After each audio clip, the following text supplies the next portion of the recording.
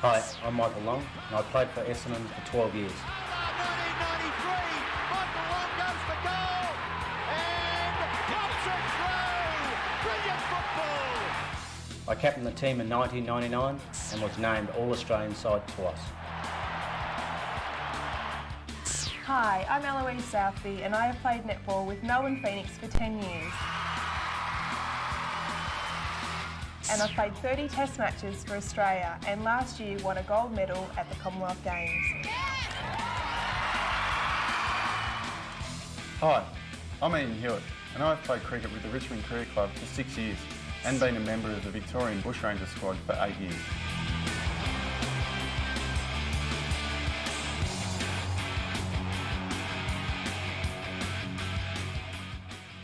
Sport is very important to Australians.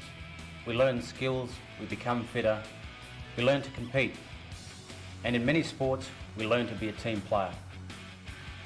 But most importantly, we enjoy it. But what if your enjoyment is spoilt because of your skin is a different colour, or you speak a different language, or you have a different religion? This happened to me, but it shouldn't happen to anyone. Players often make comments because they want to make you mad, so that you'll miss a mark, bowl a bad ball, or misshoot a goal.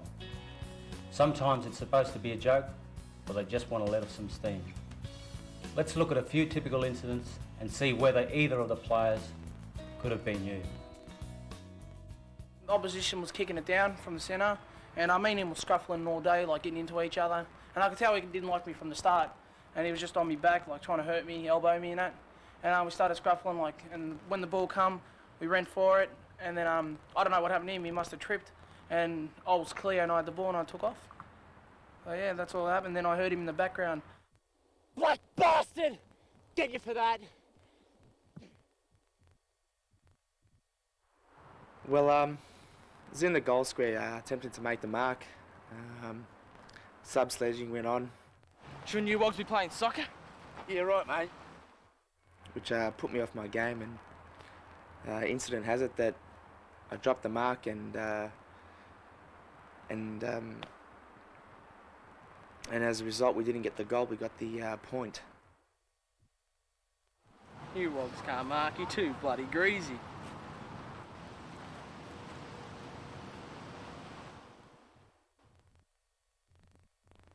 Those kinds of incidents also happen in netball. I'll give you a situation which happened recently. We were positioning ourselves for a pass from the wing, and I just felt this hand on the middle of my back, and then all of a sudden I was pushed, and I was trying to defend again. I couldn't let the other team get that goal because we were neck and neck, and she just come out of nowhere and just pushed me right out of the way, and it was just really unfair. The ball was coming my way and I was trying to get the goal, and we were on each other, just pushing and shoving a little bit, and the ball came and I went to go get it, and then suddenly she just fell or something. I don't know what happened. She's accusing me of pushing her, and I got the ball and then I shot a goal, and then she turned around and she started calling me a stupid wog, and so I just started calling her names back, and I call her an abo. You pushed me, you stupid wog. What's your problem? What's your problem? I'm sick of you people pushing me around all the time. Bloody black coconut. Greasy wog.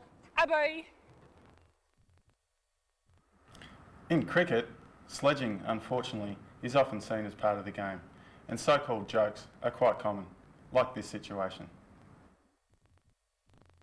I was batting and the bowler was about to bowl, and the wicketkeeper was pretty close to the stumps, and he came up to me and said to me that it's about time for you to go and pray. Come on, mate, get out. It's time for you to pray to Allah again.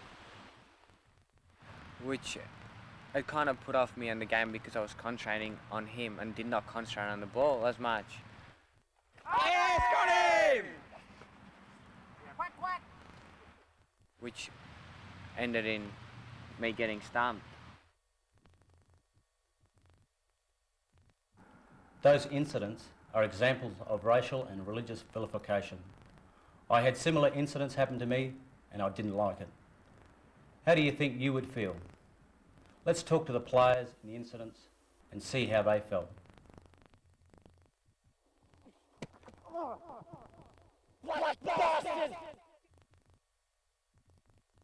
Pretty bad.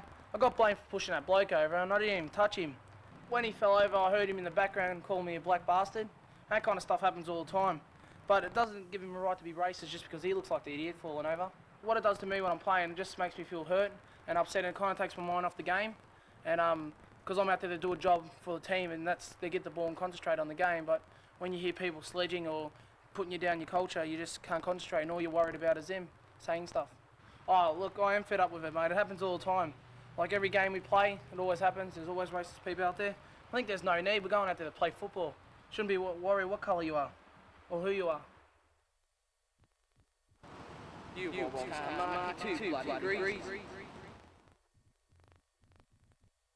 Well, he was calling me a wog. I'm Australian. I've been Australian all my life. I come from an ethnic background, which I'm proud of. And I guess once comments are made, emotionally you find it hard to come to grips with, because it's not just a personal attack, but an attack on your family, your culture, your beliefs. If you hear it enough in a game, it can affect you emotionally, that you can't let it get you down because you're proud of who you are.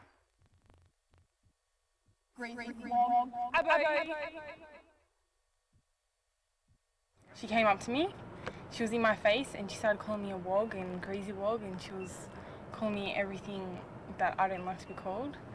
And so I started retaliating and calling her an abo.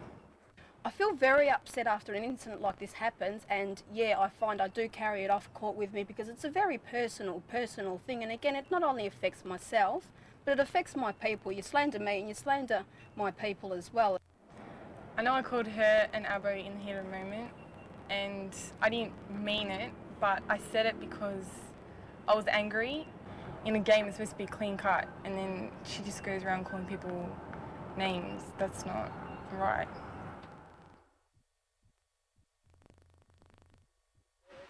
Come on, mate, get out. It's time for you to play the R again. You know, we're out there to perform a job for me and him, for our coaches. I mean, it's not funny having a joke on other people's religion or how many times they pray. Saying Allah in that sense that the wicketkeeper said it, I'd said that, you know, it's someone that I worship, and you know, you're not supposed to say it in a sarcastic or in a funny way. I belong into the Australian society. I've brought up here. I finished school here. I'm going to university here. Just because I'm a different religion, that does not mean that I cannot play in the sporting field, go out to the cinemas, go shopping as a normal person. How would you feel if something like that happened to you? Sure, you play the game hard, you want to win, but is it really winning when you insult someone because of their race, religion or colour to put them off their game? Is it winning to insult or threaten someone because of their race, religion or colour, because you wanted to break their concentration? Okay, we know it's often in the heat of the moment, or you were mad with your own play, but there is no excuse for insulting or vilifying another player. You will often hear the comment that what happens on the field stays on the field. Don't be fooled. Cricket Victoria and your local association and club do not agree with this. In Victoria, there is the Racial and Religious Tolerance Act, the Equal Opportunity Act and the Federal Racial Discrimination Act. All of these prohibit such behaviour.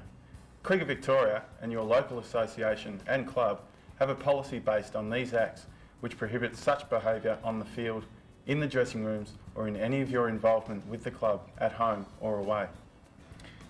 Any player breaking this policy will result in you being notified that you have allegedly broken the policy and you will be asked to respond. You being requested to take part in a conciliation with an independent conciliator with both yourself and the person who complained about your alleged breach of the policy. You and the person who complained about your alleged breach of the policy being asked to keep the matter totally confidential. This means do not talk about it with anyone. Further action being taken by your local association and club if the conciliation is not successful. So, what should you do now? Well, read your club's policy. Like any rule of the game, you need to know this policy so that you know what you have to do. Secondly, replay this video and look at the incidents again and talk about these and any other incidents which you think might happen with your coach. Come up with strategies to deal with these situations. You do this and everyone will enjoy playing this marvellous game of cricket.